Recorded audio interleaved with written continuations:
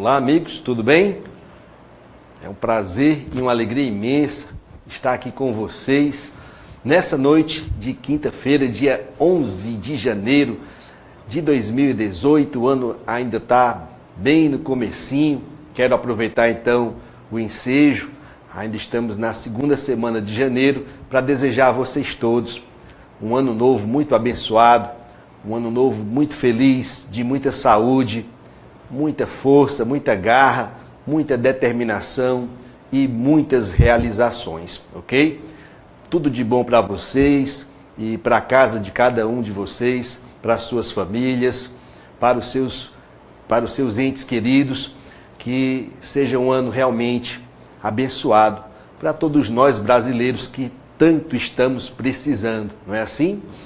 Pois bem, o ano está começando, tirei uns diazinhos de férias para descansar um pouco, para refazer, né, as energias. Sei que muitos de vocês não o fizeram porque aproveitaram esse recesso aí de fim de ano, de começo de ano, para reforçar os estudos. Está chegando, está bem pertinho o dia D para os nossos alunos que vão fazer o concurso do fiscal de Rondônia. A prova já é agora no final de semana. Estamos aí há pouquíssimos dias da prova. Então eu resolvi fazer na noite de hoje, trazer para a noite de hoje um encontro breve, tá? Não vou sufocar vocês com questões e mais questões. Não, aqui é mais para a gente bater um papo. Quero trocar um pouquinho de experiência com vocês, a respeito de como melhor fazer a sua prova e tal. E vamos resolver algumas questões. Trouxe poucas, tá? Mas questões que vão nos permitir uma breve revisão de alguns pontos que eu considero importantes em se tratando de questões da Lavra da FGV, Fundação Getúlio Vargas. Então, o que eu trouxe para cá hoje são questões FGV com pequenas adaptações, tá? Mas são textos, sim, tá? E são valores numéricos, sim, da Fundação Getúlio Vargas, tá ok, gente? São poucas questões de exatas na prova de domingo próximo, tá? Então, não é tão fácil assim acertar numa aula de véspera, mas usando um pouquinho da minha experiência e da minha intuição, quem sabe aí a gente com essa aula de hoje consegue dar um pontinho, 2, 3 aí para vocês no concurso, tá ok? No mais, eu quero assim tentar transmitir uma mensagem de tranquilidade. De tranquilidade. Eu sei que falar é fácil, né? Difícil é na hora do vamos ver, tá? Então, ao longo dos meus anos de preparação para concurso, quem conhece um pouquinho mais a minha história sabe que eu estudei para concursos durante praticamente 7 anos, até do dia do início até o dia em que fui aprovado no cargo para o qual eu estudava desde o começo, o auditor fiscal da Receita Federal do Brasil. Foram 7 anos praticamente. Tá? E ao longo desse período fiz diversos concursos, cheguei a fazer mais de 30 provas, fui aprovado em alguns, reprovado em vários, e assim fui ganhando experiência. Eu sei que eu lembro como se fosse hoje, no início lá da minha carreira de concurseiro, que nas primeiras provas que eu ia fazer, eu ia tão ansioso, ficava ali num nervosismo tão grande antes de começar a prova, que houve uma ocasião, me lembro demais, que eu não conseguia nem sequer segurar direito a caneta na mão, porque a minha mão suava tanto, suava gelado, que a caneta ficava escorregando e eu não conseguia apoiar. Aí neste dia, eu tive assim aquele insight, disse, não está dando certo, desse jeito não está funcionando. Tá? O nervosismo está me prejudicando. Eu estudo, chego aqui, bate esse estado aqui alterado de ansiedade e me prejudica. Aí a minha memória falhava, a concentração falhava, né? É tudo o que pode acontecer para te atrapalhar na hora da prova é você ficar nervoso, ansioso. Aí eu resolvi trabalhar comigo próprio para que daí por diante eu conseguisse fazer de outra forma, né? Fazer diferentemente. E aí eu comecei realmente a fazer um trabalho, né, nos dias de véspera do concurso, tentar respirar mais fundo, relaxar mais um pouco, me sentir menos ansioso, tá? E comecei a alimentar meu pensamento, tá? Alimentar a minha mente com pensamentos de tranquilização. Eu dizia assim, não, esse aqui não é o último concurso do mundo.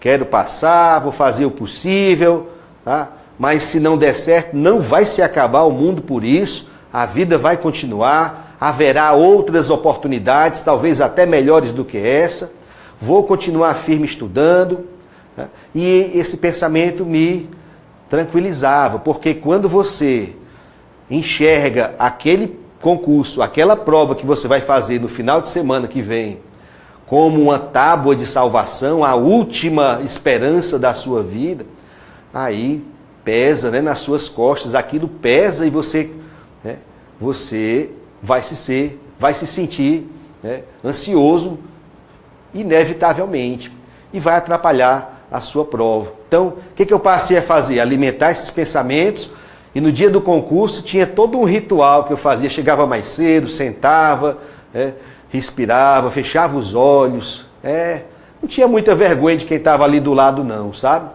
Eu pensava mais em mim, vai me ajudar, então, quem quiser ficar olhando aí estranho, achando estranho, que problema dele, né? E aí eu respirava fundo, me acalmava, relaxava. Eu acho que o cara que estava do lado e olhasse para mim e dizia assim, esse aí já era, né? Dormiu. Só que quando o examinador entregava o caderno de prova ali na minha mão, aí eu me acordava, viu, gente? Acordava. E estava no auge da concentração. Já estava num estado de concentração muito, muito bacana para começar a resolver a minha prova. E aí eu começava e não parava mais. Esquecia de tudo que fosse alheio àquele momento. Então, quanto mais você conseguir colocar presença no momento da sua prova, melhor para você, né? Colocar presença. Esquecer do resto, deixar os problemas em casa, deixar os problemas lá fora. Né? Claro, problemas todos temos, né? Mas na hora da prova você se concentra ali. O seu mundo é a sua prova. Quanto mais concentrado você estiver, né, maior a sua chance de sucesso, sem sombra de dúvidas. Vamos começar aqui a brincadeirinha, tá? Espero que vocês tenham pegue aí a lista, tá? A lista das questões. Não são muitas, são poucas, mas vamos fazer assim uma geralzinha, tá? Na estatística descritiva, trouxe um assunto de estatística inferencial e trouxe 2 temas da matemática financeira, e tudo isso que eu trouxe para essa aula de hoje, repito, são enunciados da lavra da Fundação Getúlio Vargas, com pequenas adaptações, mas na essência isso aqui é FGV sim, tá ok, gente? Vamos começar aqui então, vamos juntos, vamos lá. E aí na primeira questão você vai encontrar uma tabelinha com a coluna das classes, a coluna das classes, a coluna da frequência absoluta simples. Não há dúvida, estamos diante de uma distribuição de frequências, tá? Uma distribuição de frequências. Então, para a gente fazer aquela revisãozinha básica, eu vou querer que você calcule a média aritmética, a moda, a mediana, com base no conhecimento dessas 3 primeiras medidas de tendência central. Eu quero que você me diga logo a seguir qual é a situação de assimetria desse conjunto. E para não perder a viagem, vamos aproveitar o ensejo e calcular também o desvio padrão. Aqui já é quase que uma revisão da estatística descritiva, tá? Então vamos lá. Está aqui a nossa tabelinha, vamos começar pelo cálculo da média aritmética. Então você, tá? Olha aqui para mim. Você que já estudou comigo, já fez a estatística descritiva aqui no Olá Amigos, sabe que cálculo de média, moda e mediana de uma distribuição de frequências é um conhecimento básico, essencial e obrigatório para qualquer concurseiro de área fiscal. Na hora de calcular média, moda e mediana, você não pode ficar filosofando, como é que é mesmo? Não. Liga no piloto automático e sai resolvendo. E se por acaso você ainda não fez estas minhas aulas de estatística descritiva aqui do site, do Olá Amigos, precisa fazer urgentemente. São aulas que eu refilmei muito recentemente, o curso está novinho em folha para vocês, 21 horas de aula e você revisa e aprende toda a estatística descritiva. Vamos lá. Como é que eu faço, professor, para calcular a média aritmética de uma distribuição de frequências? Verifique logo aqui se é verdade que todas as classes têm a mesma amplitude. De 5 a 15, amplitude 10. De 15 a 25, 10 de novo. De 25 a 35, de 35 a 45, todas as classes aqui têm a mesma amplitude. Então, na hora de construir a coluna dos pontos médios, você só vai se preocupar com o ponto médio da primeira classe. Quem é que está no meio entre 5 e 15? É o 10, professor. E se eu não conseguisse enxergar, o que eu faria? Você somaria limite inferior mais superior, 5 mais 15, 20, dividiria por 2, o resultado é 10. Uma vez que eu conheço o valor do ponto médio da primeira classe e sei que todas as classes têm mesma amplitude, Hzinho igual a 10, os próximos pontos médios serão calculados assim, ponto médio anterior somado mais a amplitude. 10 com mais 10 são 20, com mais 10 são 30, com mais 10 são 40. Ótimo. E agora, professor?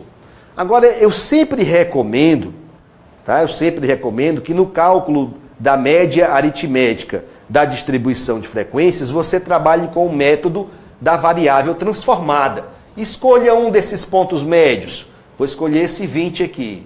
Poderia ser outro, professor? Poderia. Normalmente a gente procura por um ponto médio intermediário.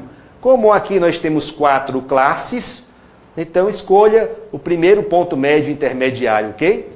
E a transformação da variável que você vai fazer é esta.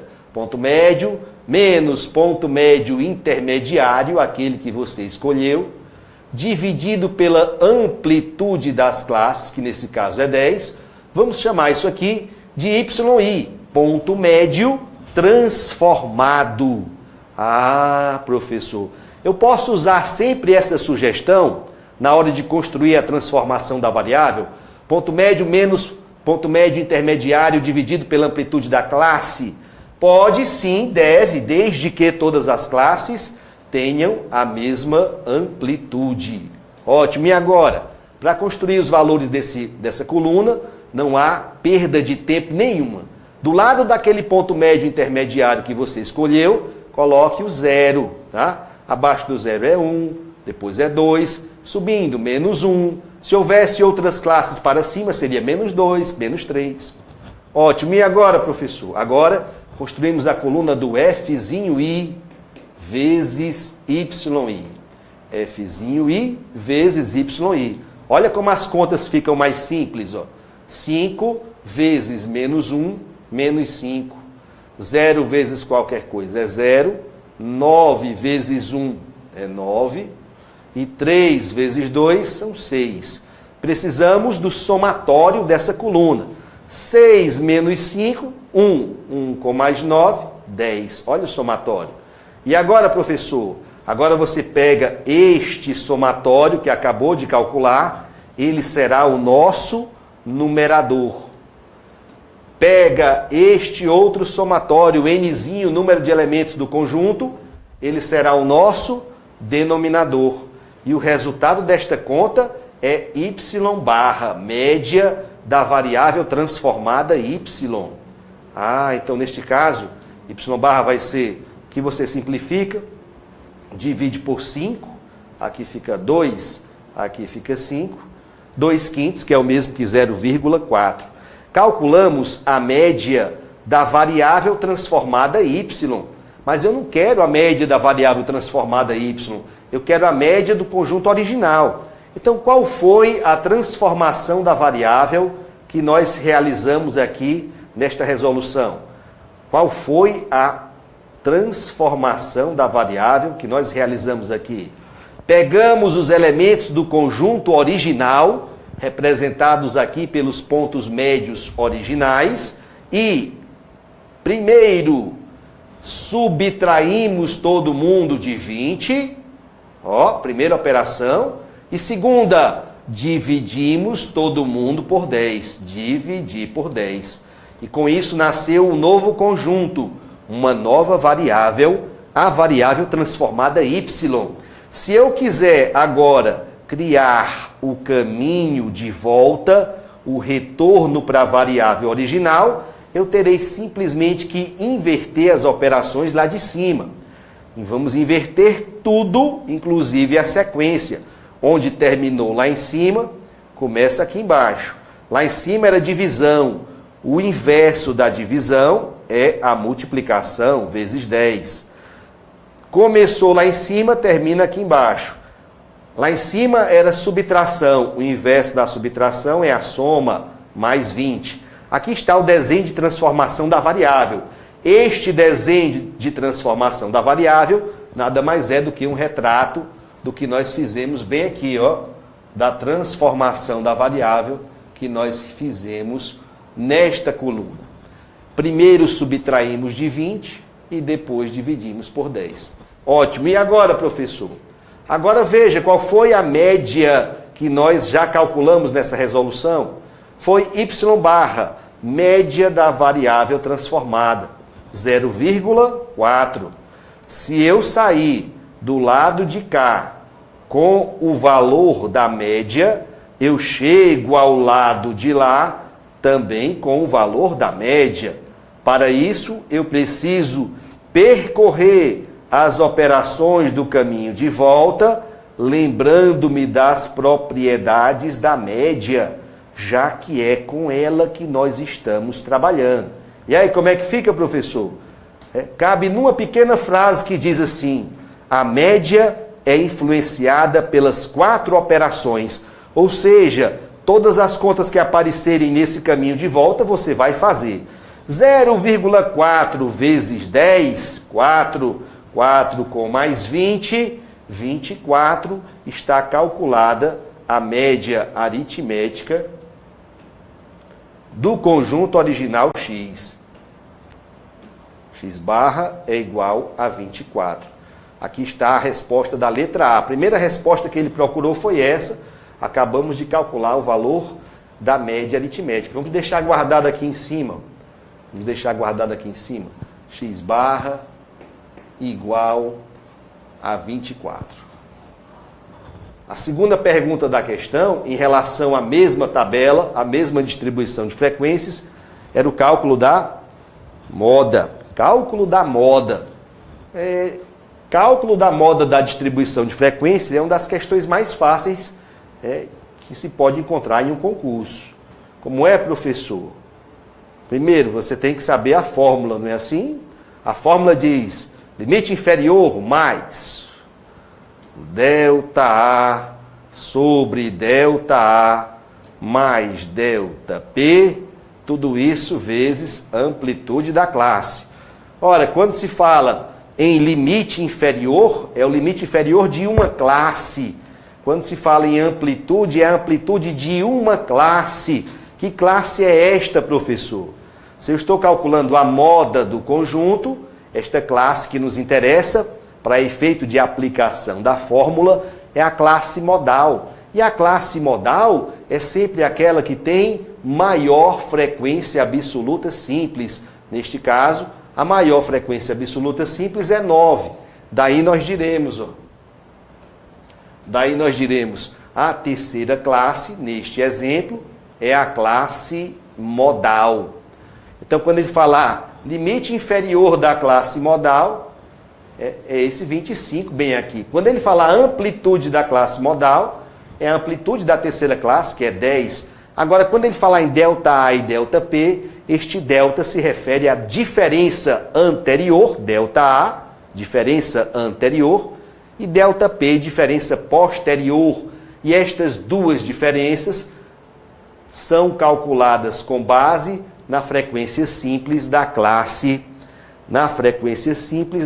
modal. Então, ΔA, diferença anterior, 9 menos 8, ΔA é igual a 1. ΔP, diferença posterior, 9 menos 3, ΔP é igual a 6. De resto, meus amigos, só nos falta agora aplicar a fórmula e fazer as contas. Limite inferior da classe modal, 25, mais ΔA, que é 1 sobre 1, mais ΔP, que é 6, tudo isso vezes 10, que é a amplitude da classe. Você faz esse produto, ó, 1 vezes 10, 10. 10 dividido por 7 dá 1,42. 1,42 com mais 25, 26,42. Acabamos de calcular o valor da moda desta distribuição de frequências. 26,42. Vejam que nós já sabíamos que o valor da média é 24. Aí calculamos a moda e a moda deu um valor maior que a média. Ora, a rigor, bastaria que nós soubéssemos os valores de duas medidas de tendência central e já teríamos, sim, se quiséssemos agora, condição de dizer qual é a situação de assimetria desse conjunto. Mas aí, né, a questão está pedindo ali na sequência, então nosso próximo passo aqui é calcular a mediana da distribuição. Vamos juntos, vamos lá. Está aqui a tabelinha, eu quero calcular a mediana desta distribuição de frequências. Então, para eu calcular a mediana, eu preciso conhecer qual é a classe mediana. Eu preciso conhecer qual é a classe mediana. Professor, na questão passada, no item anterior, para calcular a moda, precisamos identificar a classe modal. A classe modal é de identificação imediata, é aquela de maior frequência absoluta simples. De cara, já dissemos que a terceira classe era a classe modal. E a classe mediana não vai sempre coincidir com a classe modal, não? Não necessariamente. O método para descobrir qual é a classe mediana é outro. Qual é, professor? No primeiro passo, você pega aqui, ó, o Nzinho, o número de elementos do conjunto, e você calcula a fração da mediana, que é N sobre 2. Não interessa se este N é par ou é ímpar, tanto faz, a fração da mediana vai ser a mesma, N sobre 2. Quanto é a metade de 25? 12,5. Feito isso, logo na sequência você vai construir a coluna do Fzinho a C, frequência absoluta acumulada crescente. Você que estudou comigo sabe que estas duas frequências são iguais na primeira classe. E para construir o restante desta coluna, você vai somar com a diagonal. Olha aí, ó, somando com a diagonal, 5 com mais 8, 13. Somando com a diagonal, 13 com mais 9, 22. Somando com a diagonal, 22 com mais 3, 25. Professor, qual é a garantia que eu tenho que acertei as contas? A frequência absoluta acumulada crescente, Fzinho a C, termina sempre com o mesmo número de elementos do conjunto. Joia, tá tudo certo. E agora, professor? Agora você vai comparar os valores da FAC com o resultado da fração da mediana, fazendo sempre a mesma pergunta. Qual é a pergunta? Esta FAC, ó a pergunta. Esta FAC é maior ou igual à fração da mediana? Esta é a pergunta. Enquanto a resposta for não, você passa para a FAQ seguinte, repete a pergunta, até que a resposta seja sim. Então, olha lá, a fração da mediana deu 12,5. Você vem com 12,5 aqui na sua cabeça. Aí você pega esta primeira FAQ e pergunta, 5 é maior ou igual a 12,5? Não. Enquanto a resposta for não, você desce, passa para a FAQ seguinte, repete a pergunta. 13 é maior ou igual a 12,5? Sim. Quando a resposta é sim, você procura a classe correspondente e aí agora você afirma, esta é a nossa classe mediana. Encontramos a classe mediana. É assim que se faz para identificar a classe mediana. Vejam o que aconteceu com essa questão. Ó. No cálculo da moda, a classe modal foi a terceira. No cálculo da mediana, a classe mediana foi a segunda.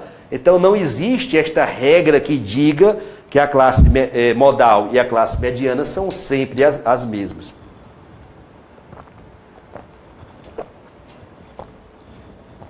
De novo, não existe uma regra que diga que a classe modal e a classe mediana têm necessariamente que coincidir, tá ok, gente?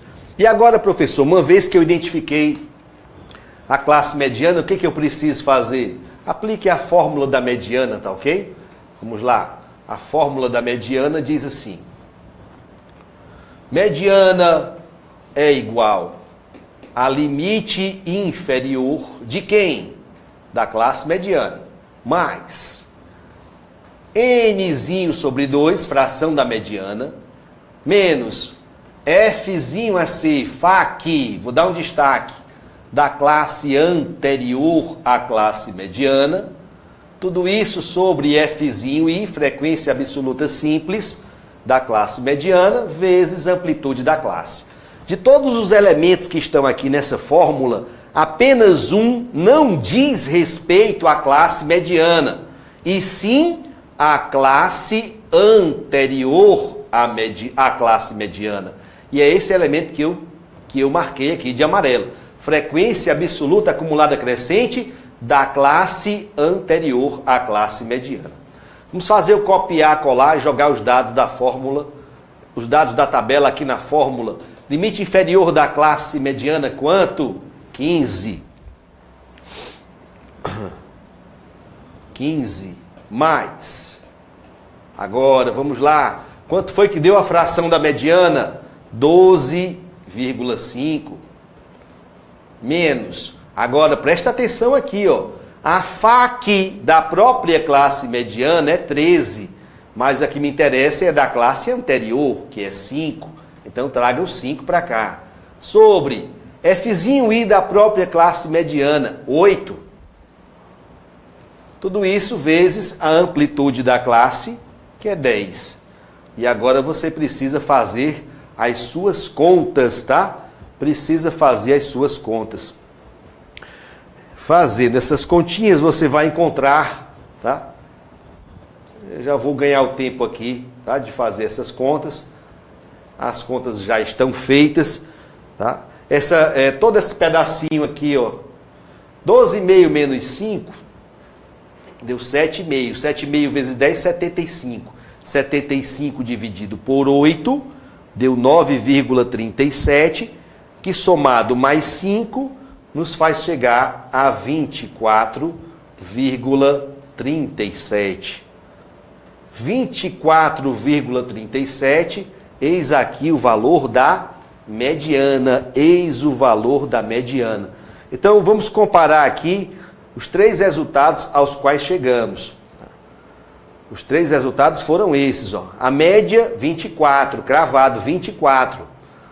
A moda 26,4 e a mediana 24,37. Uma vez conhecendo os valores de média, moda e mediana, você está pronto para afirmar qual vai ser o comportamento de assimetria do conjunto. Quando se fala em assimetria, fala-se obviamente em simetria também, não é?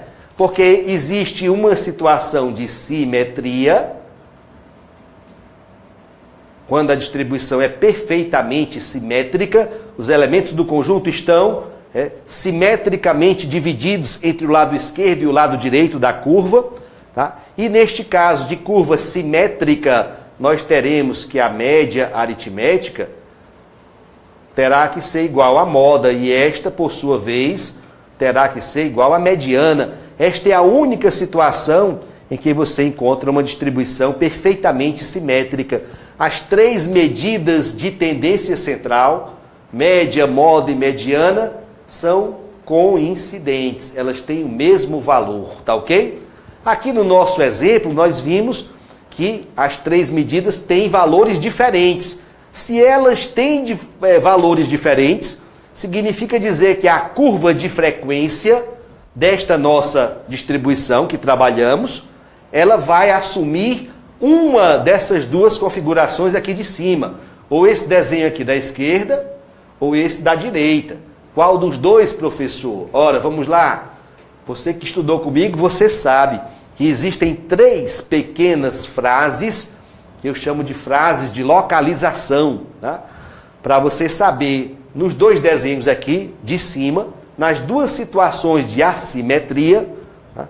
Como localizar a média, a moda e a mediana. Então, o truque é, veja, nessa curva aqui de cima, da esquerda, aqui há um lado que tende mais para a vertical e outro que tende mais para a horizontal. O truque é, coloque uma setinha nesse lado que tende mais para a horizontal. A primeira frase diz, a seta puxa a média.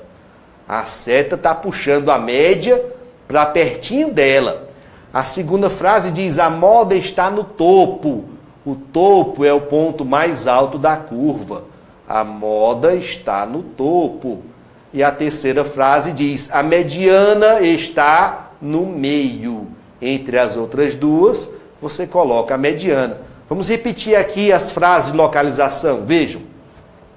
Nesse desenho aqui de cima, agora da direita, um dos lados da curva tende mais para a vertical, enquanto o outro tende mais para a horizontal. O truque é, coloque uma seta do lado que tende para a horizontal. A primeira frase diz, a seta puxa a média. A seta está puxando a média para pertinho dela. A segunda frase diz, a moda está no topo. E a terceira frase diz que a mediana está no meio, entre as outras duas. Agora você só precisa olhar para os dois desenhos e entender que este eixo horizontal é um eixo de valores crescentes, representa as classes da distribuição. Então as classes diziam assim, né? Como eram as classes? Ó? De 5 a 15, de 15 a 25, de 25 a 35, de 35 a 45, ou seja, os valores dessa reta crescem para a direita. Aqui no outro desenho, da mesma forma. Começa aqui, ó, as classes começam na esquerda, ó, de 5 a 15, 15 a 25, 25 a 35, 35 a 45, de sorte que os valores deste eixo horizontal, eles são crescentes para a direita. Ótimo. Então, professor, e agora? O que falta fazer? Falta você identificar os valores de média, moda e mediana que você já calculou. O menor dos três não foi a média? Foi, tá aqui, ó. A média foi 24. A mediana ficou com valor intermediário, 24,37. Intermediário que eu digo, maior do que a média, menor do que a moda, já que a moda deu 26,42. Então, neste caso, em que nós verificamos que a moda foi maior que a mediana, e a mediana, por sua vez, maior que a média, nós estamos exatamente com esta configuração aqui, ó, de assimetria. A curva assimétrica, o quê? Para que lado está apontando essa setinha? A setinha está apontando para a esquerda, professor. Então, esta é uma curva assimétrica à esquerda. curva assimétrica à esquerda ou de assimetria negativa. Curva assimétrica à esquerda ou de assimetria negativa, ou curva negativamente assimétrica, ou curva com dados deslocados para a esquerda, enviesados para a esquerda. Tem várias nomenclaturas que os autores adotam. As mais famosas são essas: curva assimétrica à esquerda ou de assimetria negativa. Se fosse o contrário, se tivéssemos encontrado valores de média, mediana e moda, tais que a média fosse maior que a mediana e a mediana maior que a moda, neste caso, nós teríamos uma curva assimétrica à direita, porque a setinha está apontando para a direita, curva assimétrica à direita, ou de assimetria positiva, ou ainda uma curva positivamente assimétrica. Tudo bem, gente? Ótimo. E agora, professor, agora a questão quer saber o cálculo do desvio padrão desse conjunto. Quando vai para cálculo de desvio padrão, olha aqui para mim, por favor. Quando vai para cálculo de desvio padrão, muita gente pergunta, professor, desvio padrão não é uma fórmula que tem sinal de raiz quadrada? Então eu tenho que saber calcular raiz quadrada para eventualmente ganhar um ponto na prova que trate a respeito do desvio padrão. Isso não é tanto assim, uma verdade absoluta, porque imagine o seguinte: se a questão quisesse que você calculasse o desvio padrão aplicando a fórmula, já aconteceu várias vezes, tá? A resposta da questão seria o resultado daquela raiz quadrada, concordam? Então, quando você chegasse no finalmente, que tivesse apenas um valor ali, embaixo do sinal de raiz, o resultado daquela raiz quadrada estaria em uma das 5 alternativas de resposta, ou na letra A, ou na letra B, ou na C, ou na D, ou na E. Vem aqui comigo para o quadro, por favor, para você entender o que eu estou querendo dizer. Faça de conta que você fez todos os cálculos e chegou finalmente que o desvio padrão é a raiz quadrada de 16. Faça de conta que você não sabe quanto é a raiz quadrada de 16. Não sabe, tá? O que você sabe é que as alternativas são essas, 2, 3, 4, 5 e 6, olha aí. Ora, se estas respostas, se uma delas é a raiz quadrada de 16, o que você tem, na verdade, é que pegar aqui cada alternativa e elevar ao quadrado. Se você pega cada alternativa e eleva ao quadrado, um desses quadrados vai ter que dar igual a 16. E aí quando você fizer 2 ao quadrado, 4, 3 vezes 3, 9, 4 vezes 4, 16. E você encontrou bem aqui, tá? Você encontrou bem aqui aquela raiz, aquele valor que estava sob o sinal de raiz, você saberá que a letra C é a resposta da questão. Coloquei aqui valores, obviamente, só para ilustrar, tá ok? Coloquei só para ilustrar o raciocínio que você pode utilizar caso, precisasse calcular, usar a fórmula do desvio padrão com sinal de raiz quadrada. Mas, eventualmente, você pode, de fato, precisar calcular uma raiz quadrada, numa questão de estatística. Então, vou, em rápidas linhas aqui, apresentar um método que eu acho bastante simples, fácil de entender e fácil de aplicar, rápido e que te dá uma precisão muito bacana. Tá? Uma precisão muito bacana. Quem já foi meu aluno aqui nos cursos regulares, nos cursos básicos do Olá Amigos, já aprendeu, já conhece essa técnica aqui. Vamos lá. Para tirar a raiz quadrada, você precisaria ou precisará conhecer os quadrados perfeitos, pelo menos do 11 até o 20, tá? 11 ao quadrado, 121, 12 ao quadrado, 144, 13 ao quadrado, 69, 196, 225, 256, 289, 324, 361, 400. Ah, professor, eu não consigo decorar isso, né? Claro que consegue, gente, é muito fácil, tá? É só você repetir, tá? Tem gente que decora até um pagode, rapaz, quanto mais uma bobagem dessa aqui, tá certo? Além do que, se quiser uma força, ó, 121, se você somar mais 23, cai no 144. Tá certo isso? Tá certo. 123 é um número ímpar? Sim. 123, aliás, desculpe, 23 é um número ímpar? Sim. 23 é um número ímpar. Quem é o próximo ímpar depois do 23? É o 25, professor. Então, se você somar 144 mais 25, você cai no 169. Olha aí, que é o quadrado de 13. 25 é um número ímpar? Sim. Quem é o próximo ímpar depois do 25? É o 27. Então, se você pegar 169 somar mais 27, cai no 196, que é o quadrado de 14. E assim, sucessivamente, até o infinito. Tá? Depois do 27, o próximo ímpar é o 29. Próximo ímpar é o 29. Depois do 29 é o 31, mais 33, mais 35, e assim vai. Tá? Agora, vamos lá. Você já conhece agora quais são os quadrados perfeitos, tá? Do 11 até o 20, já conhece quais são. Suponhamos que eu preciso agora, na minha questão, calcular quanto é a raiz quadrada de 150. Quanto é a raiz quadrada de 150? Neste momento, você procura pelo quadrado perfeito mais próximo de 150. Professor, o mais próximo é esse aqui, ó, é o 144.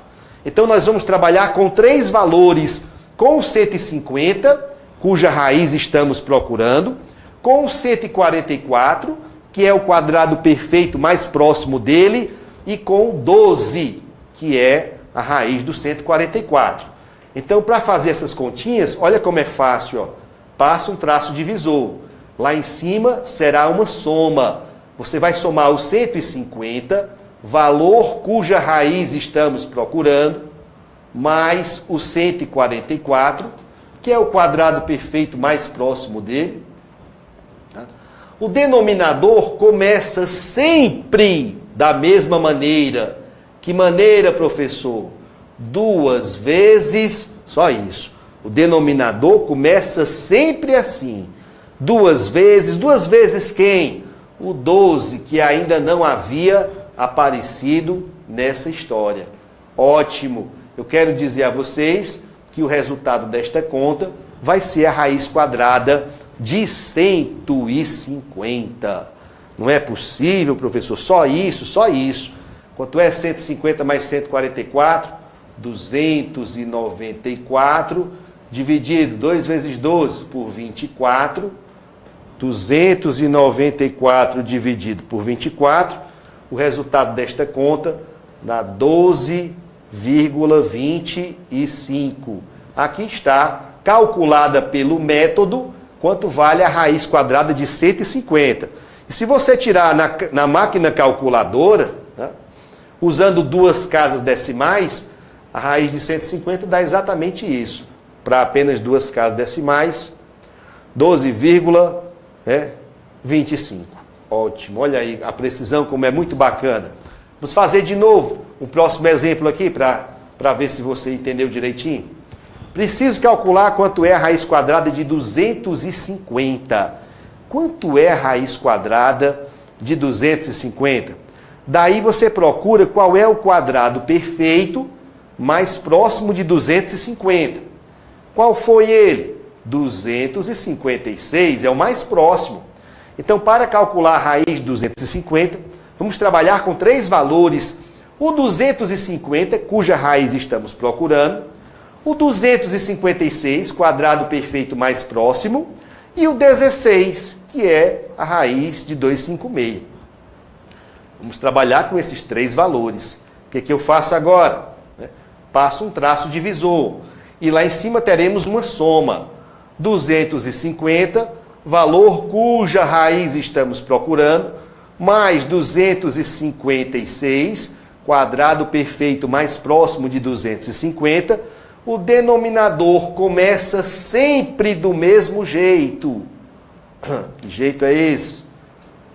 Duas vezes quem, professor? Neste caso, o 16, que ainda não havia aparecido nessa história.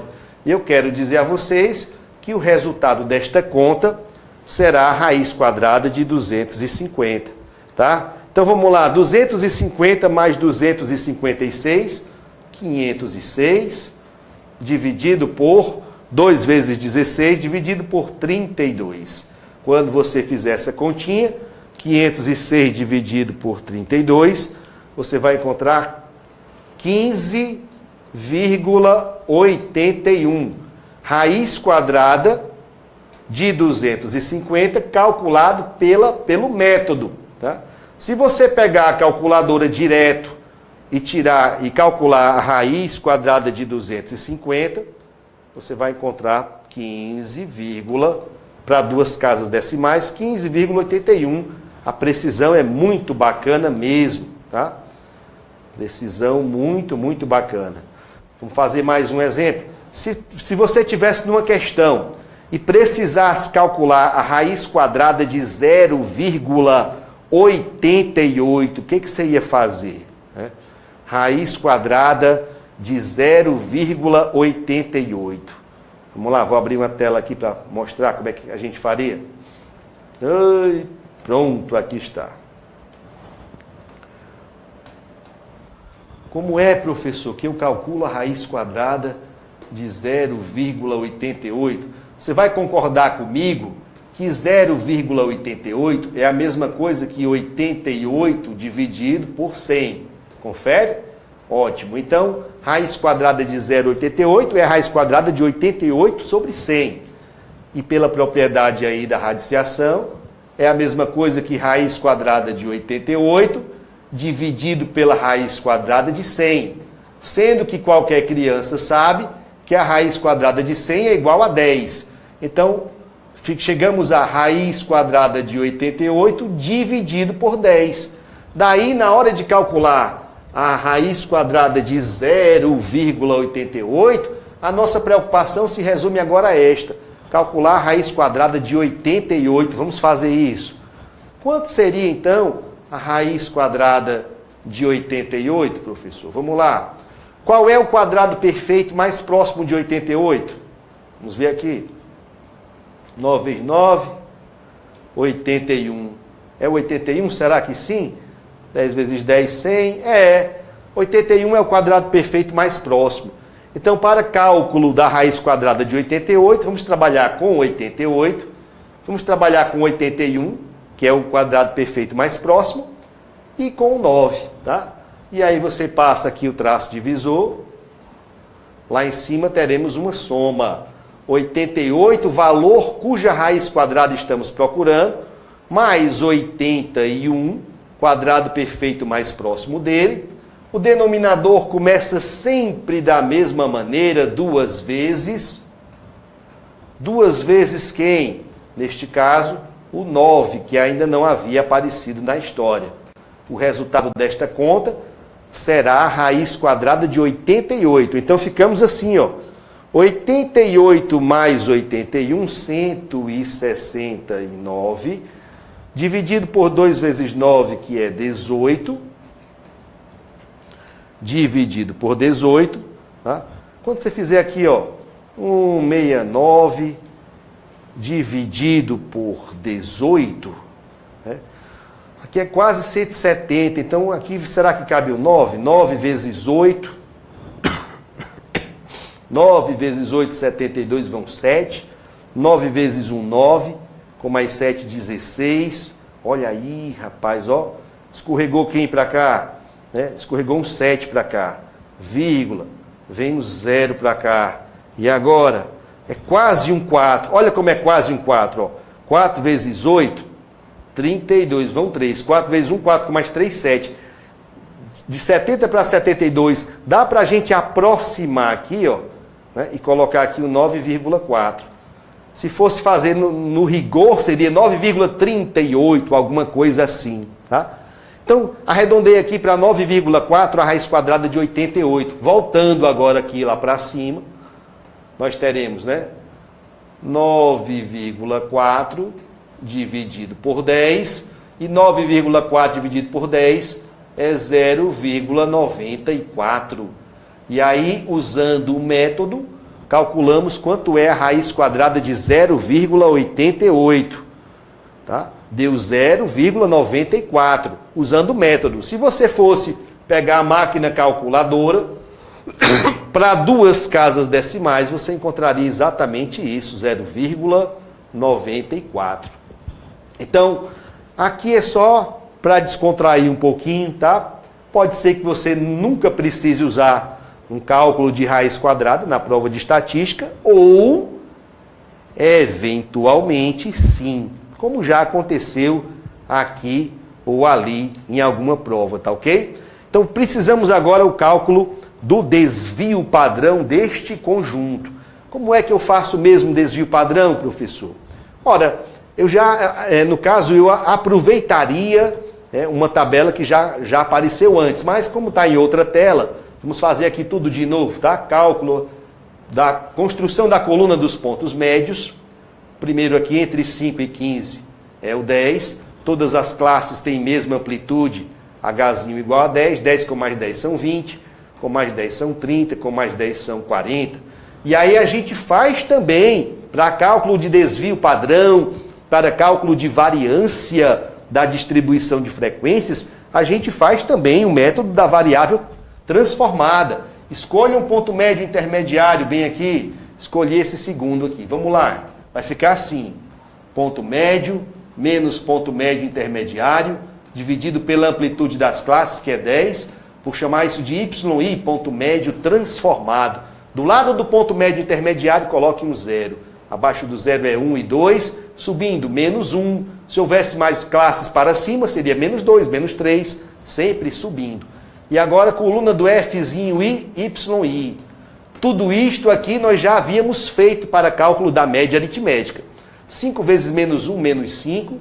0 vezes qualquer coisa é 0. 9 vezes 1 é 9. E 3 vezes 2 são 6. O somatório dessa coluna, 6 menos 5, 1. 1 com mais 9, 10. E finalmente vai surgir uma última coluna, que é a coluna do Fzinho I, YI ao quadrado. E esta coluna se constrói simplesmente multiplicando-se as duas últimas. Por quê? Porque FI já está aqui. E YI vezes YI é o YI ao quadrado. Ótimo, então teremos menos 1 vezes menos 5, 5 positivo. 0 vezes 0 é 0. 1 vezes 9 é 9. 2 vezes 6 são 12. Precisamos do somatório desta última coluna. Precisamos. 12 com mais 9, 21. 21 com mais 5, 26. E agora, professor, agora você precisa da fórmula, tá? Precisa da fórmula do desvio padrão para fazer o copiar-colar, gente. A fórmula do desvio padrão é o seguinte, né? Desvio padrão da variável original x vai ser igual a, opa, olha aí que beleza, não é, professor? 1 sobre n. Quero chamar a atenção que se a questão disser que este é um conjunto amostral, haveria aqui um tal do menos 1 neste denominador. Mas não foi o caso, a questão não falou em amostra. Então fica só 1 sobre n, que multiplica somatório de Fzinho I vezes ponto médio ao quadrado, menos, parêntese, somatório de Fzinho I vezes ponto médio, tudo isso ao quadrado, sobre n, fecha colchete, fecha raiz. Só que esta fórmula, do jeito que está aqui no papel, é para cálculo do desvio padrão populacional da variável original x. Olha aí, ó. da variável original x. É por isso que aparece PM ponto médio do conjunto original. PM ponto médio do conjunto original. Ocorre que nesta coluna bem aqui, nós realizamos, olha aí, nessa coluna bem aqui, ó, nós realizamos uma transformação da variável e deixamos de trabalhar com os pontos médios originais, passamos a trabalhar com os pontos médios transformados YI. Daí, meus amigos, na hora das contas, em vez de calcularmos o desvio padrão do conjunto original x, nós vamos calcular, sim, o desvio padrão da variável transformada y. A fórmula é a mesma, só vamos ter que trocar os pontos médios originais, PM, pelos pontos médios transformados YI. Onde havia PM, ponto médio original, você troca por YI, ponto médio transformado. Ah, é outra fórmula, professor? Não, gente, é a mesma fórmula. Está mudando apenas a variável, tá ok? Ótimo, e agora? Agora você já dispõe de todos os valores que você precisa para fazer esta conta. Vejam, Nzinho é o número de elementos do conjunto, são 25. Este somatório aqui, somatório de FI, YI ao quadrado, está bem aqui, é 26. Este parêntese bem aqui, ó, somatório de FI vezes YI, este somatório está bem aqui, é 10. Então não tem mais segredo, tá ok? Substituindo os valores, fazendo as continhas, vamos ter o seguinte, ó. Somatório de FI, 10, elevado ao quadrado. Quanto é 10 vezes 10? 100. 100 dividido por 25. Quanto é que dá? 100 dividido por 25? 4. Então vejam que esse pedaço todinho aqui, ó, deu igual a 4. Agora vamos lá. Quanto é este somatório aqui do FY ao quadrado? 26. 26 menos 4... 26 menos 4, 22. Então, todo esse colchete bem aqui, deu igual a 22. Ele está sendo multiplicado pelo numerador, que é 1. Então, ficamos bem assim, ó. Desvio padrão da variável transformada y é raiz quadrada de 1 vezes 22, 22. Desculpe, dividido por Nzinho, e Nzinho é igual a 25. Ah, então olha lá, raiz quadrada de 22 sobre 25, fazendo esta conta 22 sobre 25, tá? Deu igual a nada mais, nada menos do que 0,88. Professor, já vi este número em algum lugar, tá? Estou com aquela sensação de déjà vu, né? Como dizem os franceses, né? Eu já vi isso antes. Raiz quadrada de 0,88. A gente fez nesse instante, não foi? Ó? Raiz quadrada de 0,88 deu igual a 0,94. Ah, então vejam, o desvio padrão da variável transformada y é 0,94. Professor, quer dizer que isto aqui já é a resposta que eu estou procurando? Desvio padrão do conjunto original? Não! Isto aqui é o desvio padrão da variável transformada y. Não queremos o desvio padrão da variável transformada, queremos o desvio padrão do conjunto original. Ah, professor. Então tem que fazer mais alguma coisa, não tem? Sim. Você vai olhar agora exatamente para esta coluna de transformação da variável. Pegamos os elementos do conjunto original, representados aqui pelos pontos médios originais, e, primeiro, subtraímos todos eles da constante 20 e depois dividimos todos eles pela constante 10. Vamos fazer aqui o desenho de transformação da variável. Peguei o conjunto original X, representado pelos pontos médios originais. Primeiro, subtrair todo mundo da constante 20, menos 20. Segundo, dividir todo mundo pela constante 10. E com isso cheguei à variável transformada y. Se eu quiser construir o caminho de volta, eu tenho que inverter as operações lá de cima. Onde era divisão, agora é produto vezes 10. Onde era subtração, agora é soma mais 20. Ah, muito bem, professor. E agora? Qual foi o desvio padrão que nós já calculamos? Foi esse bem aqui de baixo. 0,94, que é o desvio padrão da variável transformada y. Então, do lado de cá do desenho, desvio padrão da variável transformada y, 0,94. Se eu sair do lado de cá com o valor do desvio padrão, eu chegarei ao lado de lá também com o desvio padrão, só que aqui o desvio padrão do conjunto original X. Para isto, eu vou percorrer as operações do caminho de volta, lembrando-me das propriedades do desvio padrão, já que é com ele que nós estamos trabalhando agora. Tá?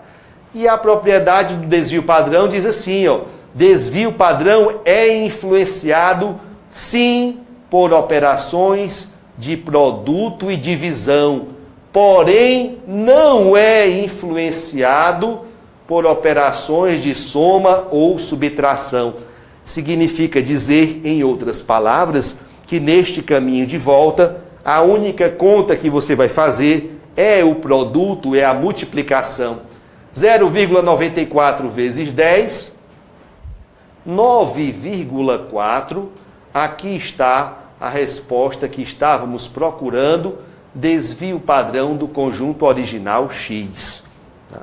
Desvio padrão do conjunto original X. Então vejam que para a mesma distribuição de frequências, nós fizemos um passeio bem completo, calculamos, olha aí, calculamos a média aritmética, a moda, a mediana, estudamos, revisamos como é a historinha da situação de assimetria do conjunto, demos aí uma palhinha no método para cálculo de raiz quadrada, caso você precise eventualmente numa prova, calculamos o desvio padrão desse conjunto, tá? Isso aí é tudo revisão.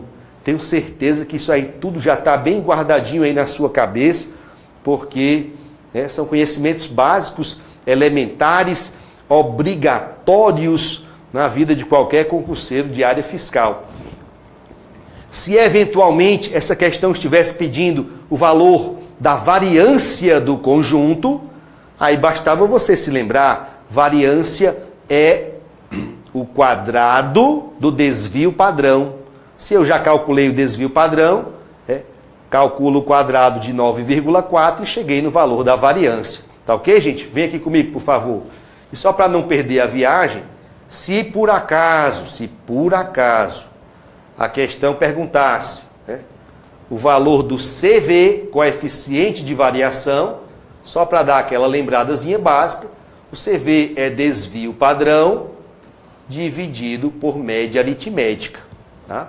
Aí o desvio padrão você já havia acabado de calcular, 9,4, a média também já havia sido calculada, divide um pelo outro, chegou no valor do coeficiente de variação. O CV, coeficiente de variação, só a título de lembrança, também pode ser chamado de dispersão relativa. E o desvio padrão, também só a título de lembrança, pode ser chamado de dispersão absoluta. Então a dispersão relativa é igual à dispersão absoluta em relação a alguém. E este alguém é a média aritmética do conjunto. Também nunca é demais lembrar que o CV é uma medida adimensional. Adimensional. Ou seja, ele não depende da unidade da variável em estudo. Se eu estou trabalhando com um conjunto que representa o peso de um grupo de pessoas, o desvio padrão vai ser calculado em quilogramas. Tantos quilogramas a média vai ser calculada em quilogramas. Quilograma sobre quilograma e o CV é adimensional, ele não tem medida nenhuma. Tá ok, gente? Ótimo, vamos lá. Agora trouxe para vocês, né, uma aplicaçãozinha aqui, de uma teoria. Olha aqui para mim. Na verdade, é como se fora, né, uma questão de probabilidade, ela é uma questão de probabilidade, só que está associada a uma distribuição de probabilidade chamada distribuição, né, binomial, tá? Então, é uma questão de probabilidade binomial, digamos assim. Como é, professor, que eu identifico que estou diante de uma questão que trata desse assunto? Haverá, obrigatoriamente, no meio da questão, um experimento. Um experimento, tá, que só admite dois resultados possíveis. Só admite dois resultados possíveis, tá ok? Então, suponha que eu estou ali numa praça, com a prancheta na mão, fazendo uma pesquisa. E a minha pesquisa é bem simples. Eu chego para o sujeito e pergunto assim: você tem carro importado em casa? É só essa pergunta. O que ele pode me responder? O que vocês acham? Ou ele dirá que sim, ou ele dirá que não. Eu estou pretendendo comprar, mas ainda não tem. Eu tinha, mas vendi mês passado. Não tem. Ou sim, ou não. Não há um terceiro resultado possível. E este experimento pode se repetir indefinidas vezes, mantidas as mesmas condições iniciais. Binomial, B2, tá? Então, o experimento binomial só admite dois resultados possíveis. Aí a questão vai dizer que esse experimento vai se repetir N vezes. Quantas, professor? Não sei. 5, 10, 20, quantas a questão quiser. Tá? Jogar uma moeda honesta para cima é um experimento binomial? Sim. Porque se é uma moeda honesta, esse termo moeda honesta é um termo matemático. Significa simplesmente uma moeda não viciada, uma moeda de cara ou coroa normal, convencional. Então, se eu jogo uma moeda honesta para cima, só há dois resultados possíveis: ou vai dar cara, ou vai dar coroa. Não, professor, a moeda pode ficar assim, bem pezinha, Não pode, né? Ou vai dar cara, ou vai dar coroa. E aí eu posso jogar aquela moeda várias e várias vezes, repetidas vezes para cima. Posso repetir o experimento indefinidas vezes, sempre nas mesmas condições. Aí a questão vai perguntar assim: se eu jogar essa moeda para cima 10 vezes, N vezes, qual é a probabilidade de eu encontrar 7 resultados cara? Pronto, essa é a típica questão que se enquadra nesse modelo que nós vamos trabalhar agora de probabilidade binomial. O experimento binomial só tem dois resultados possíveis, o experimento vai se repetir N vezes, e a questão pergunta: em N repetições do experimento, qual é a probabilidade de tantos resultados, tais? Ótimo, agora veja, a nomenclatura dessa teoria chama os dois resultados possíveis do experimento binomial de resultado sucesso e resultado fracasso. Resultado sucesso e resultado fracasso. O resultado sucesso nada mais é senão aquele que aparece na pergunta da questão. Vou falar de novo. O resultado sucesso é aquele que aparece na pergunta da questão. E o resultado fracasso, professor, é o outro que sobrou. Então, se eu vou jogar uma moeda 10 vezes para cima, experimento binomial, e a questão pergunta: qual é a probabilidade de encontrarmos 7 resultados cara? Ora, se o resultado cara está na pergunta da questão, resultado cara vai ser assumido por nós como resultado sucesso. E o outro que sobrou, resultado coroa, resultado fracasso. Então você já percebeu que nessa teoria, esta terminologia, essas expressões sucesso e fracasso, não guardam relação com o seu uso coloquial, tá? Simplesmente isso. Sucesso é o resultado que aparece na pergunta da questão, fracasso é o outro. Ótimo, vamos olhar aqui para a nossa questão, vamos lá. Das 5 pessoas que moram numa mesma casa, 3 delas já tiveram gripe este ano. Olha aí, tem 5 pessoas, 3 já pegaram gripe. Duas dessas pessoas são sorteadas para um estudo. Ah, olha aí, tá? Então, tem 5 pessoas morando naquela casa. Aí eu vou, pego um papelzinho, coloco o nome de cada um e faço um sorteio. Aí eu chamo fulano, você foi sorteado. O que eu vou perguntar para ele? Você já pegou, uma gripe esse ano? Essa é a minha pesquisa. Você já pegou uma gripe esse ano? E o que ele pode me responder de volta, de lá para cá? Ou ele dirá, sim, já gripei, ou não, eu não gripei este ano. O experimento é binomial? Sim, por quê? Porque só admite 2 resultados possíveis. Ou ele sim, já gripou, ou ele não gripou ainda. Tá? Então, quantas vezes esse experimento vai se repetir? 2. Por que 2? Porque a questão diz, 2 pessoas serão sorteadas. Então, o experimento vai se repetir 2 vezes. Nzinho, número de repetições do experimento, igual a 2. Aí a questão pergunta, vamos lá, na letra A. Qual a probabilidade? Essa questão sempre vai trazer a palavrinha probabilidade. Ela é uma questão de probabilidade. Qual a probabilidade de as 2 já terem tido gripe este ano?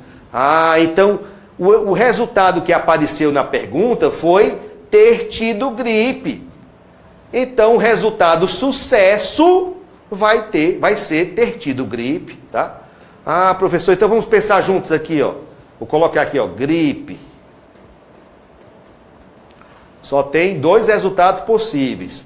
Ou sim, você já gripou, tá? Ou não, você não gripou este ano ainda. Nem deu tempo de eu gripar, professor. O ano está começando, né? Eu já vim gripado do ano passado para cá, não tive nem tempo de não gripar, né? Então, como é que vai ser aqui?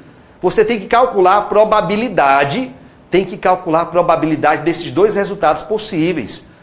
Como é que eu calculo probabilidade aqui, professor? Ora, probabilidade é uma fração. Resultados favoráveis sobre resultados possíveis. Tá? Quantas pessoas tem nessa casa? Quantas? 5 pessoas moram nessa casa. Dessas 5 pessoas, 3 já tiveram gripe. Então, qual é a probabilidade de uma pessoa escolhida por sorteio, aleatoriamente, ser uma das pessoas que já tiveram gripe? Ora, são 5 pessoas no total. Se 3 já tiveram gripe, 3/5 é a probabilidade de alguém sorteado já ter estado gripado naquele ano. Tá? E de não ter pegado a gripe, são 5 pessoas. Tá? Se 3 pegaram a gripe, 2 não pegaram ainda, 2/5 é a probabilidade de essa pessoa não ter se contaminado com a gripe, tá ok? Ótimo, e agora? Agora, para você matar a questão, você precisa conhecer, tá? Conhecer a fórmula da probabilidade binomial. Antes disso, eu quero só lembrar aqui para vocês, ó, se o que está aparecendo na pergunta da questão é ter tido gripe, então esse sim vai ser o evento sucesso. É um sucesso estar gripado, né?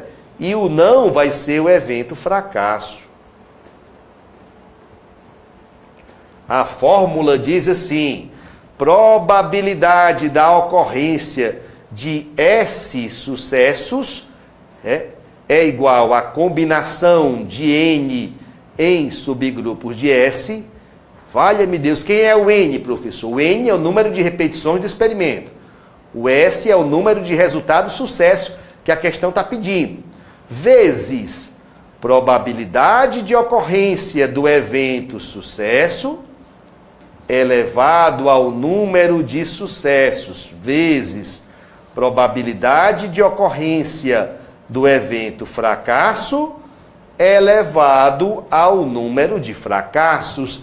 É só isso. Mas, professor, você ainda diz só. Gente, ó, quando você vê esta fórmula a primeira vez, normalmente o aluno se assusta.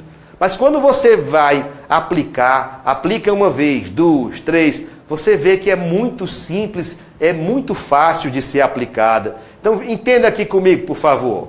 Qual é a letra A? Vou resolver a letra A. Qual a probabilidade de as duas já terem tido gripe esse ano? Então, a probabilidade de as duas pessoas já estar sorteadas terem tido gripe esse ano vai ser combinação de... Serão quantos experimentos? Quantas pessoas sorteadas? 2. Em subgrupos de... Eu quero que dessas duas, quantas já tenham tido gripe? Todas 2. Vezes.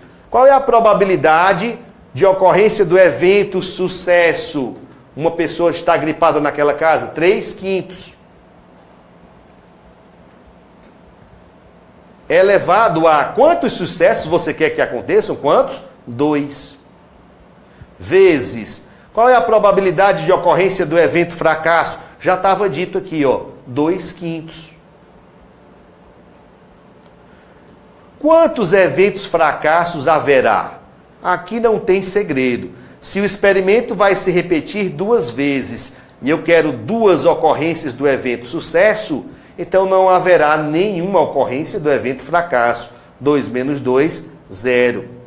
Pronto, agora aqui não tem mais segredo, tá? Combinação de 2 em subgrupos de 2. Quanto? 1. Tá? Qualquer coisa elevado ao expoente 0 também é igual a 1.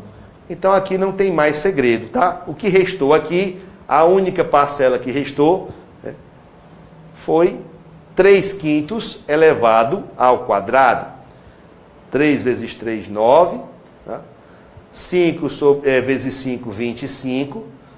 E 9 sobre 25. A resposta já poderia estar aqui no formato de uma fração. Sem problema nenhum. Poderia estar no formato de uma fração. E 9 sobre 25. Né? Vamos lá que a questão quisesse o resultado em termos percentuais ou unitários. É 0,36. A resposta também poderia estar nesse formato. 0,36. Ou ainda, em termos percentuais, 36%. A resposta também poderia estar nesse formato. Ah, professor. E as bancas gostam desse tipo de questão, professor? Não tenham dúvida nenhuma, tá ok? A rigor, essa questão aqui é da lavra da FGV. O que eu fiz, vou dizer o que eu fiz, tá? Eu troquei dengue por gripe. Pronto, tá? Então, continua sendo aí uma questão adaptada, né? Mas é uma questão da lavra da Fundação Getúlio Vargas. E, professor, tem a letra B ainda. A letra B já tem um negocinho mais interessante. Qual a probabilidade de ao menos uma das duas pessoas sorteadas já ter tido gripe este ano? Então, vamos lá. Ó, vamos pensar aqui. Letra A, letra B. Ao menos uma já teve gripe.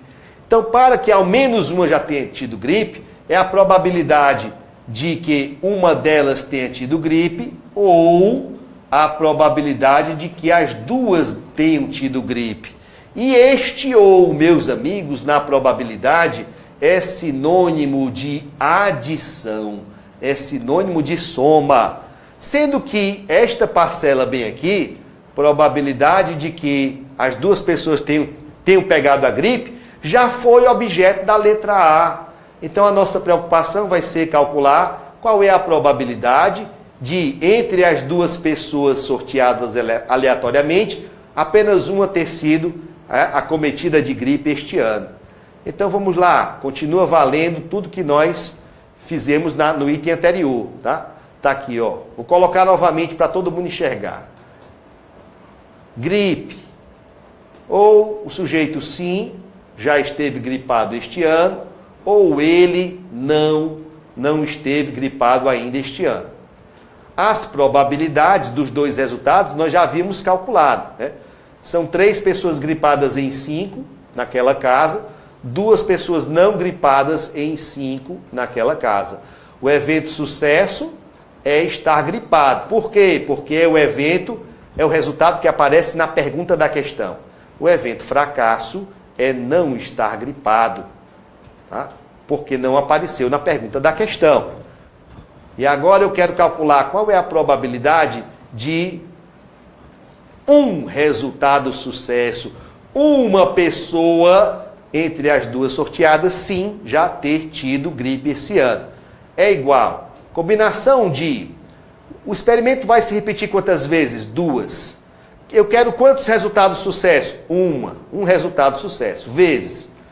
Probabilidade de ocorrência do evento sucesso, 3/5. E eu quero quantos sucessos? 1. Vezes. Probabilidade de ocorrência do evento fracasso, 2/5. Elevado a quantas ocorrências do evento fracasso? Ora, se o experimento vai se repetir 2 vezes e haverá um resultado sucesso, 2 menos 1, 1. Haverá um resultado fracasso.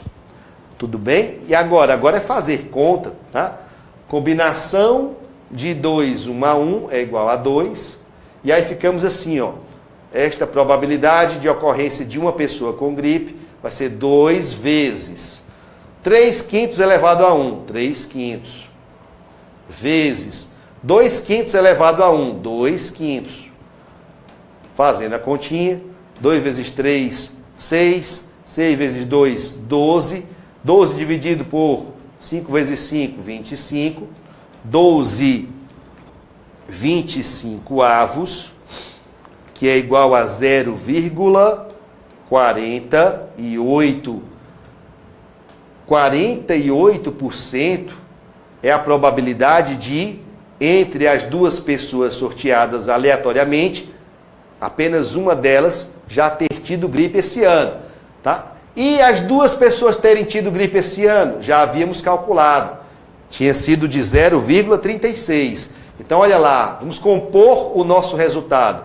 Probabilidade de ao menos uma já ter tido gripe é igual a probabilidade de uma ter tido gripe, ou, este ou é um mais, probabilidade de as duas terem tido gripe. Probabilidade de uma ter tido gripe, 48%, 0,48. Mais probabilidade de as duas terem tido gripe, já foi calculado, 36%, 0,36.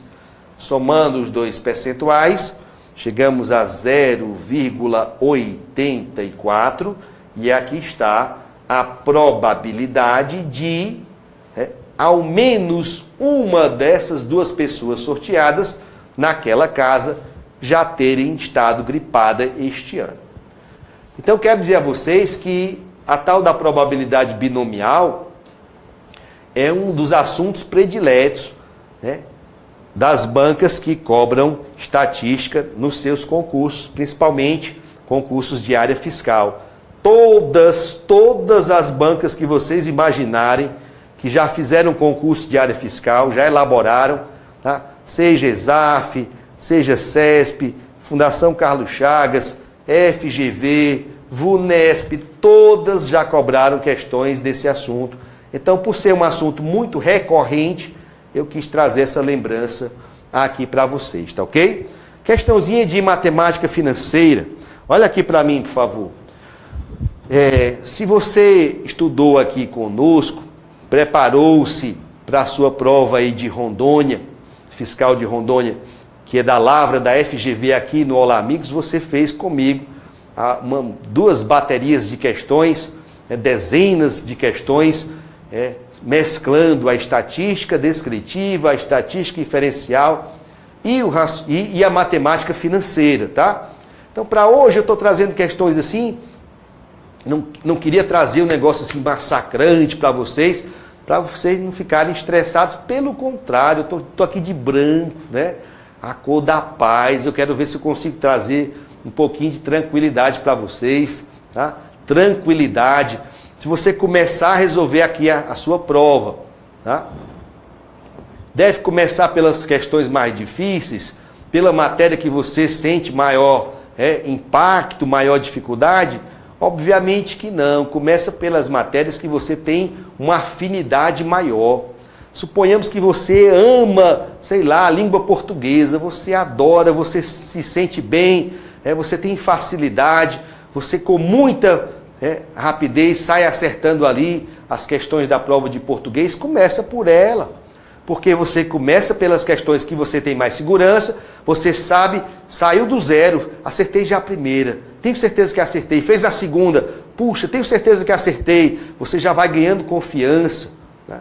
Sabe que você vai colocar ali naquela prova todo o seu conhecimento e vai dar certo. Se você começa pela prova mais pesada, pega uma questão que é talvez a questão mais difícil do caderno de prova, vai levar, sei lá, 5, 7, 10 minutos para fazer uma questão pesadíssima, já entrou ali, né, por um caminho mais complicado, porque é natural que você não vá gabaritar na prova de área fiscal, porque não é uma prova feita para se acertar 100% dela, ninguém consegue. Até hoje eu não tenho notícia de alguém que saiu gabaritando prova de área fiscal. Não é como prova de tribunais, que você tem quase a obrigação de gabaritar, né?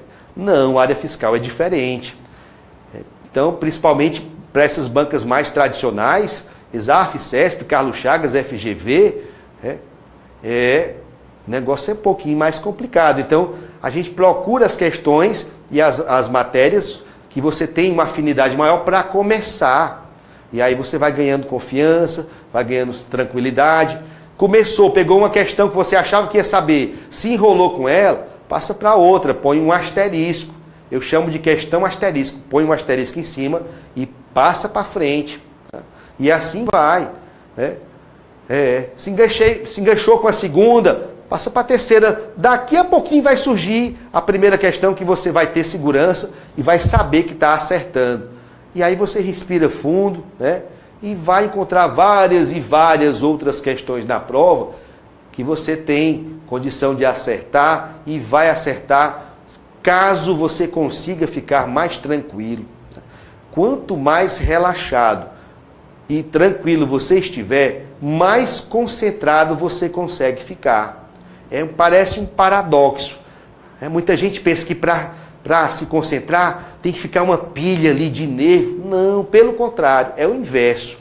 Quanto mais sereno, tranquilo, você conseguir se manter, maior é o nível de concentração que você alcança. Isso aí já é estudo antigo, antiquíssimo, tá? Já faz mais de 50 anos que os pesquisadores descobriram isso. Pesquisas de um búlgaro, né? George Lozanov, já falei sobre ele nas minhas palestras. Vamos resolver agora duas questõezinhas de matemática financeira. Eu trouxe apenas aí um tema dividido em dois tipos, não é? Eu vou falar aqui, vamos dar uma relembrada rápida, breve, nos sistemas de amortização, no sistema francês, tabela Price, e no sistema de amortização constante, o SAC. Por quê? Porque, novamente, são dois assuntos extremamente encontrados nas provas de matemática financeira de concursos de área fiscal, e são trazidos por todas as bancas elaboradoras, todas. Tá? A FGV também gosta, tá ok? Esses dois enunciados que nós vamos trabalhar são adaptados. A questão dizia assim, um sujeito, aí eu chamei o sujeito de Luiz, e na outra questão ele falou um sujeito, eu chamei o sujeito de José, tá? Mas as duas questões são da FGV, vamos juntos, vamos lá. A questão agora falou do Luiz. O Luiz tomou R$500 emprestados, R$500 emprestados, a taxa mensal, olha aí, de 50%. Nossa, professor, que taxa legal é esse, né? Foi um amigo, foi que emprestou para ele esses R$500. Taxinha mensal de 50%. Então, 50% ao mês.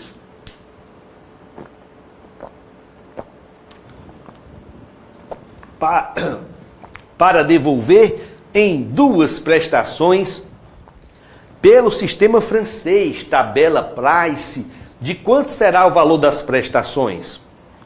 Então, quando você fala em sistema francês, você lembra que o modelo é esse, ó.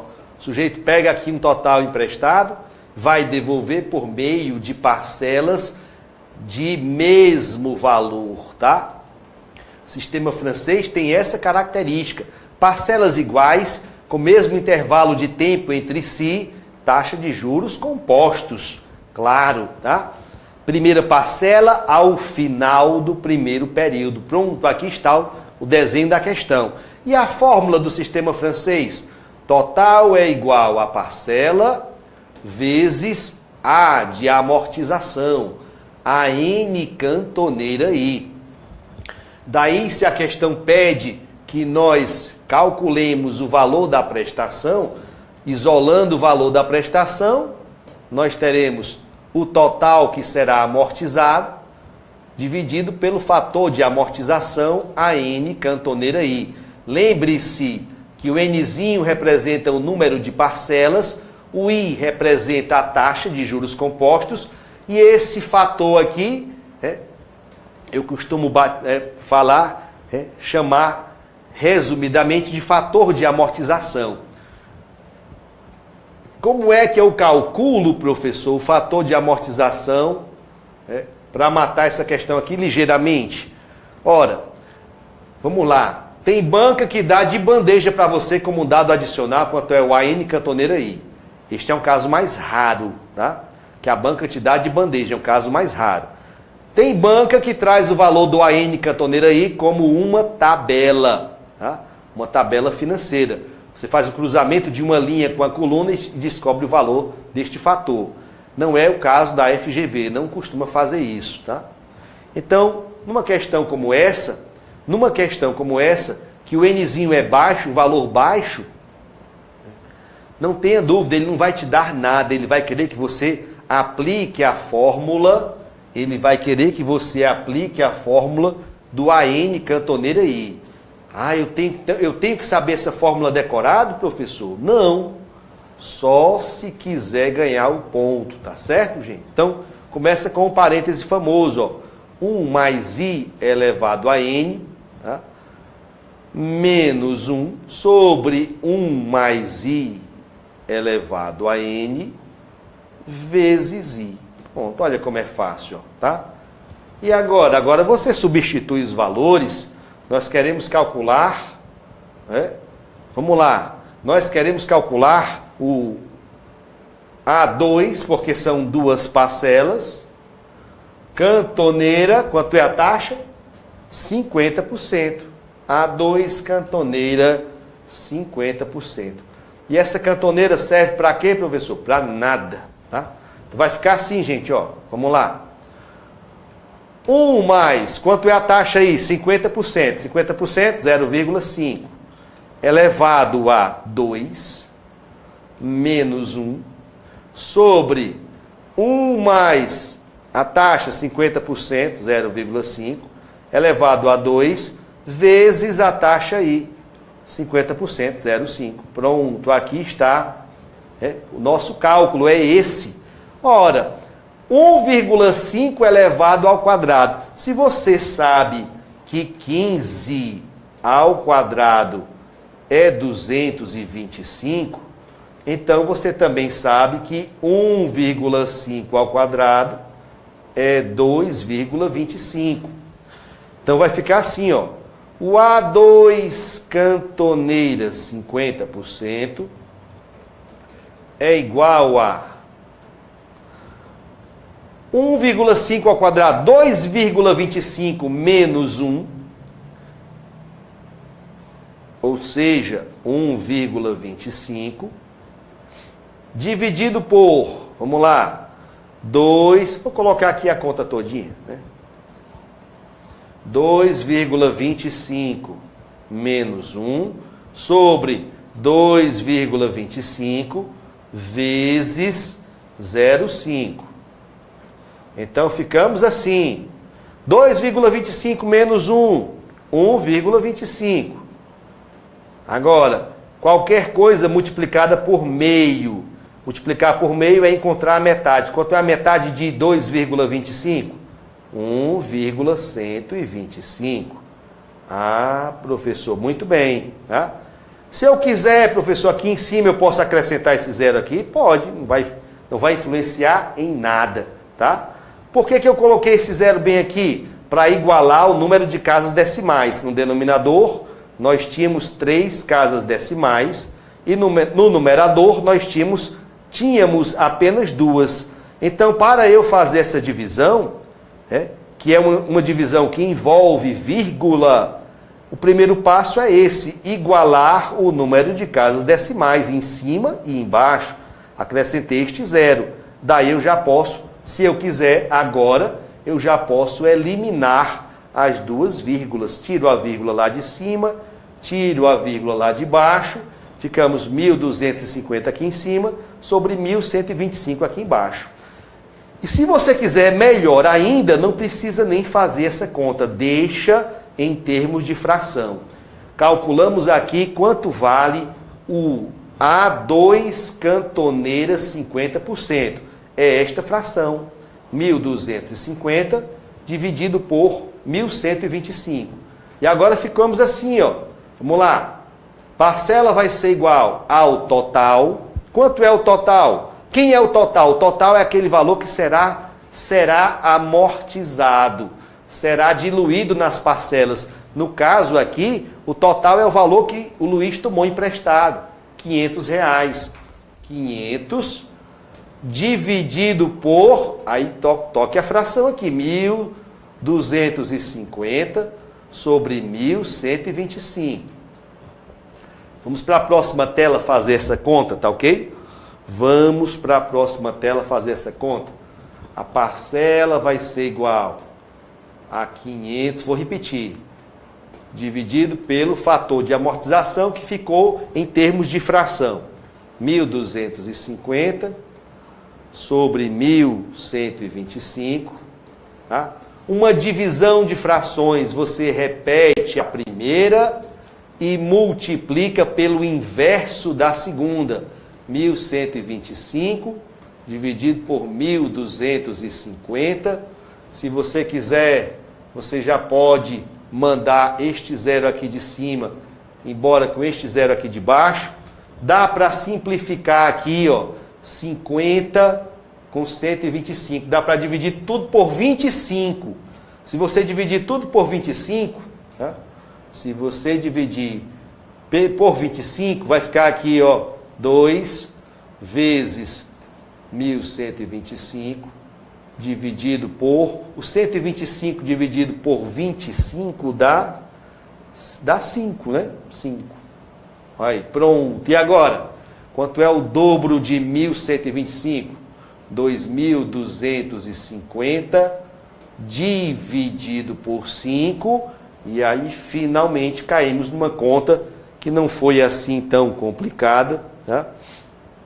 2.250 dividido por 5 igual a R$450. Aqui está o valor da prestação. Em outras palavras, o que essa questão perguntava para você era exatamente isso. Você conhece a fórmula do fator de amortização? Era isso que ele queria saber. Porque se você soubesse calcular o A2 cantoneira 50%, o resto era aplicação da fórmula básica. Aqui, ó, do fator, do sistema francês de amortização, tabela Price, tá ok? Era só isso, simplesmente isso. Então, professor, quer dizer que eu devo levar para a prova esse conhecimento aqui, como se calcula o fator de amortização no sistema francês. É isto? É exatamente isso, não tenha dúvida, tá ok, gente? Isso aqui valia um ponto numa prova aí, tá? Da Fundação Getúlio Vargas. E agora vamos lá, saideira de hoje, para ninguém ficar até muito tarde. Vocês precisam dormir, precisam descansar. A prova está chegando,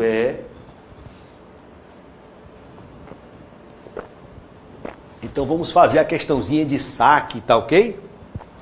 José quer financiar um apartamento em quantas? Em 60 prestações mensais pelo sistema de amortização constante, saque. Ora, você já estudou comigo, você sabe, tá, que no caso do sistema de amortização constante, as parcelas têm valor decrescente. As parcelas vão diminuindo de valor. É isso que acontece no saque. Elas decrescem linearmente. O banco que opera com a taxa, bem daqui, ó. O banco que opera com taxa de juros de 5% ao mês, analisou os rendimentos de José e informou-lhe que o limite máximo de sua prestação seria de R$5.000.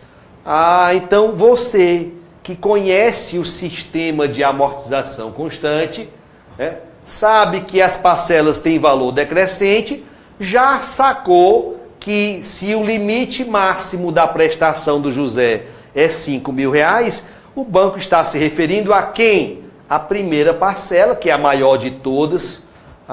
Então a primeira parcela, que é a maior de todas, não pode ser maior do que R$5.000. Tem que ser igual a R$5.000, a primeira prestação. E a questão pergunta, qual é o maior valor de imóvel que o José poderá financiar? O que ele quer saber é o valor total, que ele pode financiar, considerando uma primeira parcela no saque de R$5.000. E quem estudou o saque comigo sabe que é uma receita de bolo, gente. Primeiro passo, pega o valor total, que vai ser amortizado, divide pelo número de parcelas e com isso calcula a cota de amortização. No segundo passo, pega o valor total que vai ser amortizado, multiplica pela taxa de juros e com isso calculou os juros da primeira parcela. Se você somar os resultados dos dois primeiros passos, você chega exatamente ao valor da primeira prestação. Cota de amortização mais juros 1. E uma vez que você calcular o valor da primeira prestação, você vai lembrar que a próxima prestação no saque é sempre a anterior subtraída de uma constante, e essa constante de redução, você calcula de que maneira? Pega o resultado do primeiro passo, cota de amortização, multiplica pela taxa de juros. Se você memorizar esses 4 passos, você acerta qualquer questão de saque de sistema de amortização constante. Essa questão é atípica. Por quê? Porque ela começou revelando o valor da primeira prestação, embora tenha feito isto de uma maneira implícita. Ela disse, o limite máximo da prestação do José é R$5.000. Aí você teria que deduzir, obviamente, que ele está se referindo à primeira parcela. Então, se ele começou revelando o valor da primeira prestação, você fica de olho aqui no terceiro passo. Nós já sabemos que esse P1 aqui, primeira prestação, é R$5.000. Professor, é verdade.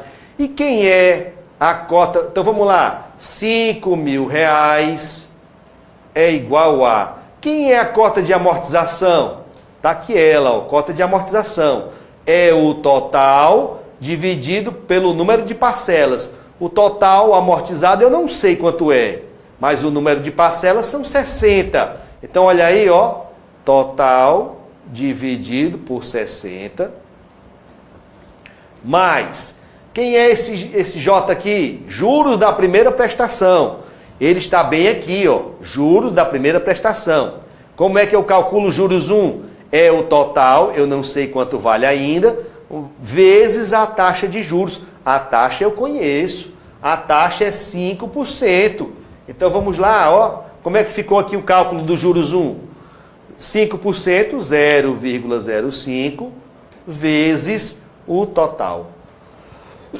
E se você reparar bem, se você olhar bem aqui para onde nós chegamos, verá que temos exatamente uma equação e uma variável. A variável é aquilo que a questão está perguntando. Professor, que beleza, hein, rapaz? Bom demais. Então vamos lá. Vamos fazer as continhas agora para ver como é que vai ficar. Repete aqui, 5.000. Vamos de azul. 5.000. Não está dando certo. Azul, vamos lá. E agora? 5.000 é igual. Aqui eu vou tirar o MMC, é 60. 60 dividido por 60, 1 vezes T é o T, mais 60 dividido por 1 é 60. 60 vezes 0,05 é 3, né? Você vê assim, 3T. Ótimo. E agora multiplica cruzando e teremos, vamos lá, multiplica cruzando, 3T é T mais 3T, 4T. 4T vezes 1, 4 vezes T é igual a 5.000 vezes 60. Quanto é 5.000 vezes 60? Faça essa conta, 5 vezes 6. 5 vezes 6, 30. Com mais 1, 2, 3, 4 zeros. 2, 3, 4 zeros. 4T é igual a 300 mil. O valor total máximo que ele vai poder financiar é 300 mil dividido por 4. Tá? Dividir por 4 é encontrar a metade da metade. Quanto é a metade de 300 mil? 150 mil. Quanto é a metade de 150 mil? 75 mil. Resposta da questão. Isso aqui valeu um ponto, né? Numa provinha da FGV, da Lavra da Fundação Getúlio Vargas. Então, só recapitulando, ó, primeiro passo do saque, pegue o total que vai ser amortizado, divida pelo número de parcelas, o resultado é a cota de amortização. No segundo passo, pegue o total que vai ser amortizado, multiplique pela taxa de juros, o resultado é o juros da primeira prestação. Se você somar os dois resultados iniciais, né, cota de amortização mais juros 1, o resultado disso é a primeira prestação. As parcelas no saque decrescem linearmente. Existe uma constante de redução das parcelas. Como é que eu calculo? Pegue o resultado do primeiro passo, multiplique pela taxa de juros. E aí não tem segredo. Realmente não tem segredo. Fica fácil conquistar um ponto de sistema de amortização constante, um dos assuntos preferidos pelas bancas elaboradoras, inclusive pela pela FGV, Fundação Getúlio Vargas. Olha, gente, estou aqui pedindo a Deus para que no domingo vocês encontrem algo assemelhado ao que nós vimos aqui hoje, tá? Mas, se não for o caso, né, quem fez as aulas completinhas comigo aqui no Olá Amigos, resolveu não apenas 4 questões, como fizemos hoje à noite, mas dezenas e dezenas de questões, todas da Lavra da FGV, questões misturando a estatística descritiva, a estatística inferencial e a matemática financeira. O recado que fica para vocês é o seguinte, né? Se vocês ainda forem continuar fazendo novos concursos de área fiscal, se antecipem. Não deixem para estudar as matérias exatas em cima do concurso ou depois que saiu o edital, porque fica muito aperreado. Concurso não tem só as matérias exatas, tem um leque imenso de outras disciplinas, do direito, tem contabilidade, tem economia, tem não sei o que mais lá, então é muita coisa. É preciso fazer um estudo de médio prazo. Aqui no Olá Amigos, eu estou concluindo a renovação de todas as minhas aulas, todos os meus cursos. Já renovei o curso de Matemática Financeira, está novinho em folha, curso básico de Matemática Financeira. Renovei Estatística Descritiva, está fantástico, um curso maravilhoso para você estudar e aprender comigo. Acabei de fazer, faz poucas semanas, agora em dezembro passado, eu gravei o novo curso básico de raciocínio lógico propriamente dito. Trabalhei questões das 5 principais bancas, ESAF, FCC, CESP, FGV e VUNESP, com mais de 100 questões resolvidas e toda a teoria bem explicadinha. Tá? Vou fazer agora daqui a pouquinho o novo curso de matemática, vou fazer o novo curso de estatística inferencial, vou renovar aulas mais antigas, embora a estatística não mude, a matemática não mude, mas eu estou sempre trazendo questões novas, questões mais recentes. Então, façam comigo esse estudo, tá certo? Estudem com o Olá Amigos, garantam uma segurança maior para vocês na hora do concurso. Quanto mais antecipadamente e com mais calma e tranquilidade vocês trabalharem, muito maior vai ser a sua chance de chegar na prova com segurança, tá? E conquistar aí os pontos que você precisa. Eu estou aqui torcendo por vocês, para que domingo, os que forem fazer a prova lá de Rondônia, se saiam brilhantemente, tá ok? Façam com a maior tranquilidade possível, levem em conta aquilo que a gente conversou aqui, tá? Não deixem que a ansiedade e o nervosismo atrapalhem. É lógico que vocês querem ser aprovados no concurso, tá? Mas uma coisa é querer passar e a outra é deixar que isso acabe afetando o seu estado emocional em desfavor de vocês próprios. Não permitam que aconteça, tá joia? Então, meus amigos, eu vou aqui me despedindo de vocês, aqui no horário de Fortaleza, quase 9 horas da noite, na hora de Brasília, quase 10 horas, passamos essas quase 2 horas juntos, aqui conversando, trocando ideias, estudando, revisando alguma coisa, tá? E, mais uma vez, deixo votos de um ano novo muito feliz, com muita saúde, paz de espírito, tranquilidade, tá? Para vocês conseguirem lutar, seguir lutando com coragem, com garra, determinação, força e fé pelos seus objetivos. Contem comigo, professor Sérgio Carvalho, contem com esta casa de amigos, o Olá Amigos. Um forte abraço a todos e fiquem com Deus.